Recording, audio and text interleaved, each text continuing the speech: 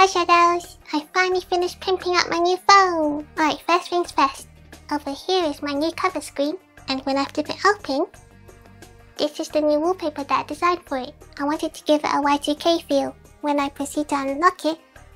So I've made these personalized Pikachu widgets. So for the top right widget, it takes me to my YouTube Creator Studio app where I can check my comments and all sorts. Next we have this Mecha Pikachu on the middle left side. When I tap on this one, it takes me straight to my AI boyfriend, aka ChatGPT. And for the third widget, I connected this to my Play Together game.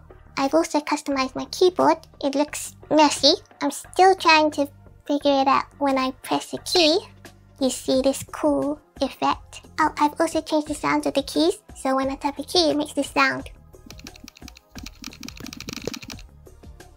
I know some people might find it annoying, but I find it very nostalgic. And if you've already seen my other video, you'll see that I have already attached my new phone case with my little plushy screen cleaner. I like that it comes with a spring, so if it ever gets dirty, I just have to wipe it. Yeah, that's it.